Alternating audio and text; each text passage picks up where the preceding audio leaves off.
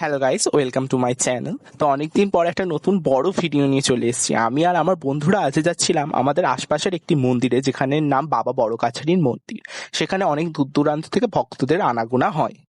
যেহেতু এখন শ্রাবণ মাস চলছে, তাই জন্য আমি আর আমার বন্ধুরা মিলে একসাথেই চলে যাচ্ছিলাম। আজ ছিল মৌসুমদের বাড়ি পড়া, সেখান থেকেই টানা আমরা যাচ্ছি এই মন্দিরের উদ্দেশ্যে। তো প্রথমত কোনো একটি বাস ধরে চলে আসতে হবে প্রথমে বাগড়াহাটে। বাগড়াহাট থেকে অটোয় করে চলে যেতে হবে এই মন্দিরের উদ্দেশ্যে।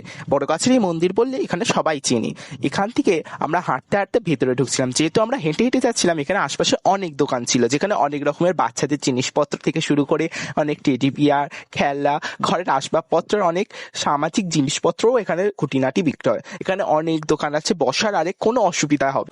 প্রতিদিন প্রচুর ভক্তের ভিড় সমাগম হয় এই মন্দিরে। সাধারণত মঙ্গলবার এবং শনিবার এখানে বিশেষ পুজো হওয়ায় এখানে সবসময় ভিড় থাকে। প্রথমত এখানে কোনো পান্ডার ঝামেলা থাকে না, যার জন্য সাধারণ মানুষ মন্দিরে ঢুকেই বাবার কাছে নিজের মনস্কামনা বলতে পারে। আর এখনো পর্যন্ত কোনোদিন শোনা যায়নি যে বাবার কাছে কেউ কিছু চেয়ে সেটা সে পায়নি।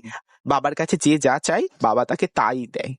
বড় কাছারি কথার অর্থ হলো বড় হাইকোর্ট, যেখানে বাবা ভূতনাথ তার ভূতদের নিয়ে বিচারে বসেন। এখানে সবার বিচার সমান হয়। এইটা এসে গেছি আমরা পুকুর ঘাটে, এখানের নাম দুধ পুকুর। এখান থেকে জল নিয়ে বাবার মাথায় সবাই ঢালে। এখানে সাবিত্রী ও সত্যবানেরও মূর্তি আছে। এখানে সধবা মহিলারা সিঁদুর দান করে। আর এই দুধ পুকুরে এসেই আমি প্রথমে পায়ে মাথায় জল নিয়ে সেখান থেকে ঘটিতে করে জল নিয়ে চলে যাচ্ছিলাম বাবার মন্দিরের উদ্দেশ্যে। সেখানে প্রচুর ভিড় হয়েছে আজকেরও, প্রত্যেক দিনে। যেহেতু এটা শ্রাবণ মাস, তাই প্রত্যেক দিনের থেকেও বেশি ভিড়। আমরা পরিক্রমা করে নিয়েই সেখানে মন্দিরে জল ঢেলে নিয়েছিলাম। যেহেতু মন্দিরের ভেতরে ক্যামেরা অ্যালাউ নেই, তাই জন্য আমি সেখানে কোনো ভিডিও ক্লিপ নিতে পারিনি।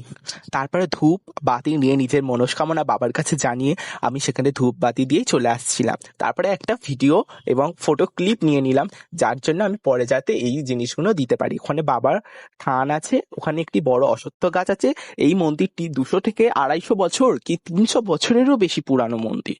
এই মন্দিরে নিয়ে এটাই লোককথা শোনা যায় যে রাত্রিবেলা এখানে বাবা ভূতনাথ নিজের ভূতেদের নিয়ে বড় করে সভা বসান এবং সেখানে সবার বিচার সমানভাবে করা হয়। এখানে প্রচুর দোকান আছে, প্রচুর, যেখান থেকে মানুষ সব রকমের জিনিসপত্র কিনতে পারবে। খাওয়ার দোকান থেকে শুরু করে থাকার ব্যবস্থা সবকিছু এখানে সুসম্পন্নভাবে প্রস্তুত করা থাকে এবং পূর্ণ পরিষ্কার।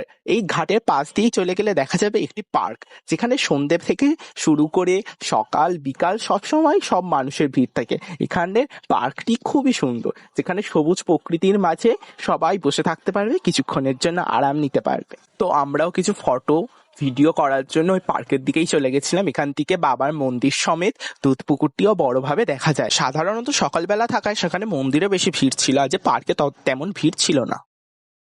এখানে এর মতো দেখতে একজন, ঠিক এর মতো এই একটা, আর তার মতো দেখতে একজন, ঠিক এই একটা।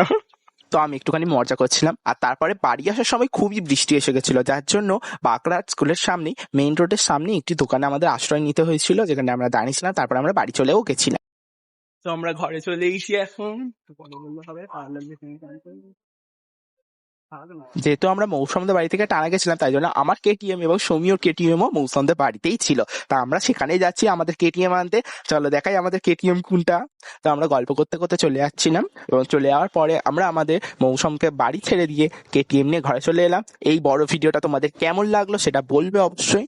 আর পরের আরো কেমন ভিডিও চাই সেটা কমেন্টসে অবশ্যই জানাবে এবং সাবস্ক্রাইব করবে। চলো টাটা।